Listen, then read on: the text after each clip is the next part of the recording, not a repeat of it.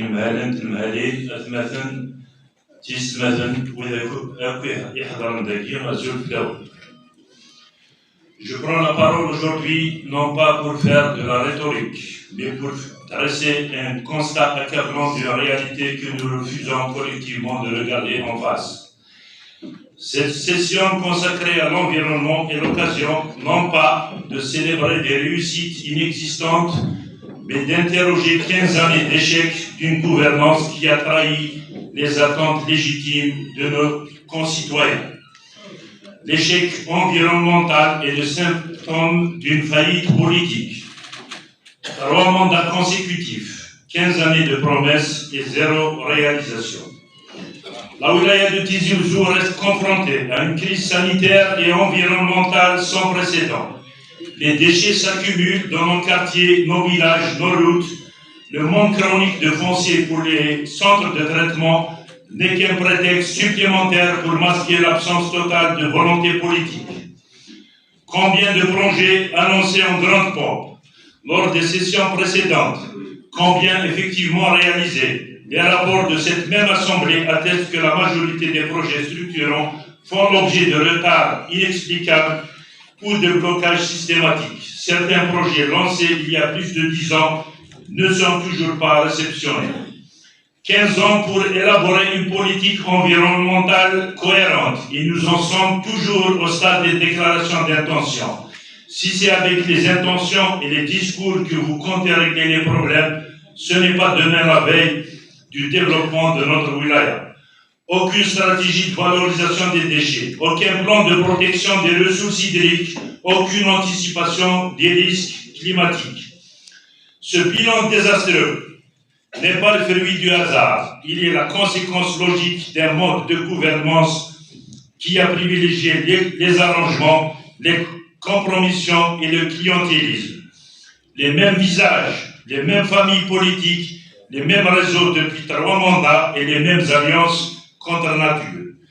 Une confiscation du débat démocratique, des décisions prises en coulisses, loin du regard des citoyens, une absence totale de redevabilité et de reddition des comptes.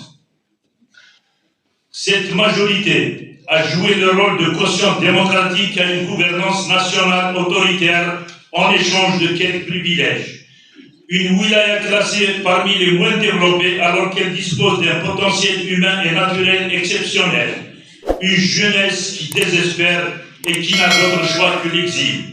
L'environnement n'est pas qu'une question technique, c'est un révélateur politique majeur. Quand un pouvoir échoue à ramasser les déchets, à protéger les espaces verts, à anticiper les risques environnementaux, c'est qu'elle a échoué dans sa mission fondamentale, servir l'intérêt général. Quel héritage laissez-vous? Quel territoire transmettons-nous aux générations futures? Et quelle fierté pouvons-nous tirer de cette gestion? La vérité, c'est qu'il n'y a pas de projet, il n'y a pas de vision, ni à court terme, ni à long terme. Il y a une gestion au jour le jour, une navigation à vue, une préoccupation unique, se maintenir au pouvoir, coûte que coûte, même au prix de l'immobilisme et de la médiocrité. Monsieur Wali, vous avez effectué d'innombrables visites de proximité et vous recevez quotidiennement plusieurs représentants des citoyens. C'est tout à votre honneur. C'est une approche d'écoute nouvelle qui, j'espère, apportera ses fruits et atténuera un tant soit peu les difficultés des citoyens de la wilaya. Seulement, voilà, je me pose la question, y a-t-il des résultats palpables, visibles sur le terrain? Il y a 2 structures souffrantes que vous n'avez pas encore inspectées. L'école primaire Laïma Chali, 6 à Tizi Ouzou, qui est dans un état lamentable et le qualificatif est insuffisant pour décrire la situation dramatique de cet établissement scolaire. Je vous propose d'aller constater par vous-même l'état de déliquescence de cet établissement. Le président de l'APIOUI, le président du comité d'élèves a été reçu par le président de l'APIOUI. Il a demandé à vous voir, il a demandé une audience à vous, monsieur Wali, mais il n'a pas eu de réponse. Si vous y alliez, le plus rapidement, Monsieur le Wali, demander la présence du président ou des représentants des parents d'élèves. Le deuxième lieu est le service de prévention générale de Tizi Ouzou, une structure censée être l'endroit le plus hygiénique, le plus propre et le mieux doté de moyens. L'édifice n'appartient pas à la DSP et elle n'a ni les moyens ni les prérogatives d'effectuer des travaux. Je vous invite, vous, Monsieur Wali et le président de la POI, à y effectuer le plus rapidement possible des visites inopinées. Dès demain, par exemple, je suis sûr que vous allez en être choqués. J'avertis que si je cite ces deux établissements, aucune arrière-pensée ne traverse mon esprit et que je ne le fais que dans un esprit bienveillant et positif. J'ajouterai que la santé est le seul secteur qui ne bénéficie pas d'un siège de direction digne de ce nom, alors qu'il est le plus névralgique et le plus prioritaire qui devrait être doté du maximum de moyens. Je sais que mes collègues de la santé souffrent le martyre, mais ils ne peuvent pas l'exprimer, certains par peur, d'autres par désespoir et désenchantement. En parlant d'environnement, je voudrais parler des eaux usées émanant du CHU de Tizi Ouzou. Vous savez que ces eaux usées contiennent des urines, des selles, du sang infecté. Avant, dans les années 90, il existait 2 bassins de traitement de ces eaux au contrebas du CHU. Ces bassins ont été démolis pour conserver le nouveau PU.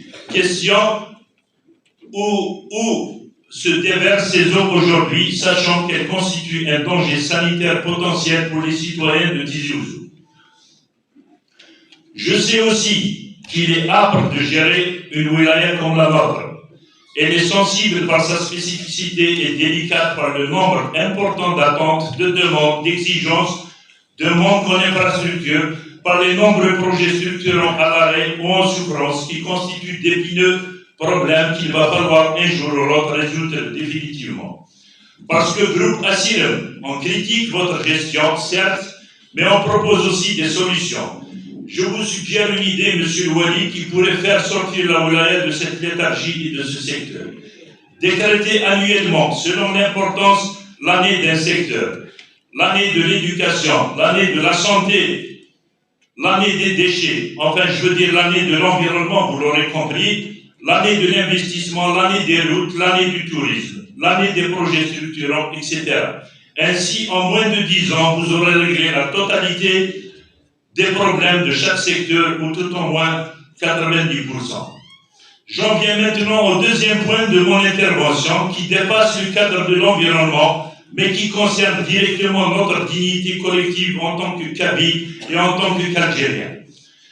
Je vous le dis franchement, je n'ai plus rien à prouver quant à mon algérianité, mais je dois continuellement lutter pour affirmer ma kabilité et maintenir la majorité de mon pays. Historiquement, qui a déclenché la guerre de libération? Des Algériens et parmi eux des Kabyles. Qui a payé le plus lourd tribut pendant la colonisation? La Kabylie figure parmi les régions les plus meurtries. Qui a donné à l'Algérie ses plus grands penseurs, ses plus grands résistants, ses plus grands patriotes? La Kabylie a été au premier rang. Politiquement, qui a porté les revendications démocratiques dans ce pays? Qui a défendu les libertés fondamentales, la pluralité, l'état de droit, qui a payé le prix fort lors des répressions de la décennie du terrorisme islamiste du printemps berbère à avril 2001. Sociologiquement, la Kabylie est profondément intégrée au tissu national algérien. Des millions de Kabyles sont nés, vivent et travaillent dans toutes les régions d'Algérie. La Kabylie n'a jamais constitué de ghetto, jamais érigé de murs, jamais fermé de frontières.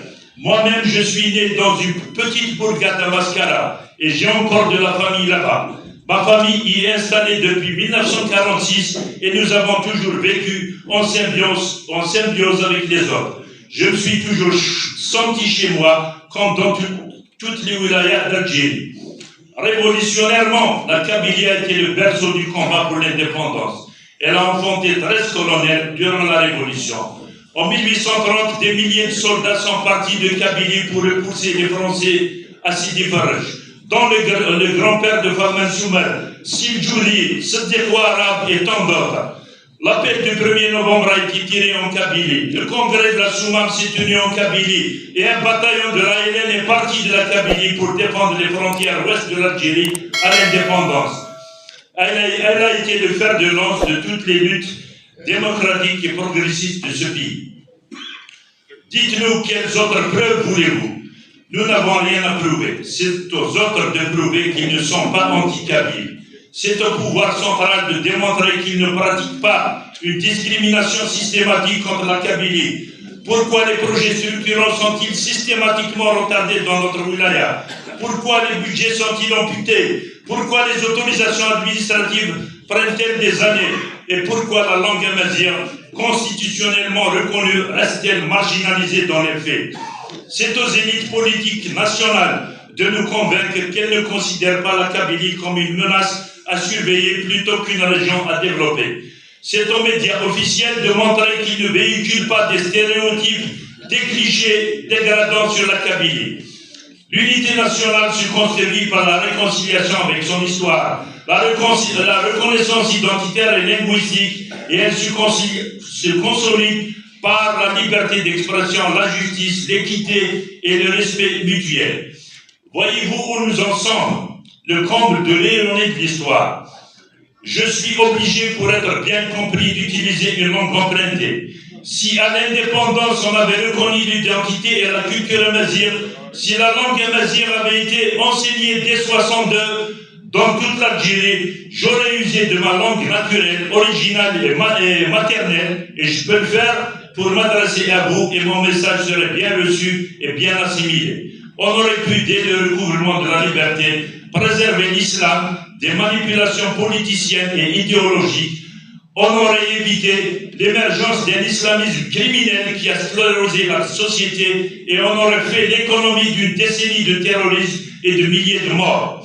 Il suffisait juste de mettre en œuvre les résolutions du congrès de la Soumam et on n'en serait pas là aujourd'hui. Nous aurions évité tous les extrémismes, tribalisme, racisme, ethnisme, séparatisme, islamisme. Il suffisait de mettre dans la Constitution l'Algérie est algérienne seulement, et l'unité nationale aurait été plus ancrée, plus solide, plus authentique, plus sincère et plus réciproque. Il y a deux mouvements extrémistes, mesdames et messieurs. Oui, deux. Ils sont les deux faces d'une même pièce et travaillent en synergie pour créer un conflit en Algérie. Donc j'ai dit, l'un impose un séparatisme auquel je n'adhère pas du tout, et l'autre, mouvement anti-kabyle inspiré de l'arabo-islamisme, crie à l'exclusion, au racisme, à la provocation et à l'insulte. Ce groupuscule, tout kabyle qui se respecte, tout algérien nationaliste et épris d'unité nationale doit le dénoncer, et les autorités doivent le combattre fermement. Et nous, les Kabyles, nous sommes entre le marteau, l'enclume et le clou. Je ne me sens pas colonisé en Algérie, mais je me sens opprimé et marginalisé. Opprimé dans ma langue, ma culture et mon histoire. Opprimé dans mes libertés et marginalisé dans les projets de développement. Ma position est claire. Je suis algérien, kabyle, amazigh, et je n'ai pas à choisir entre ces identités complémentaires. Je défends une Algérie plurielle, démocratique, respectueuse de toutes ses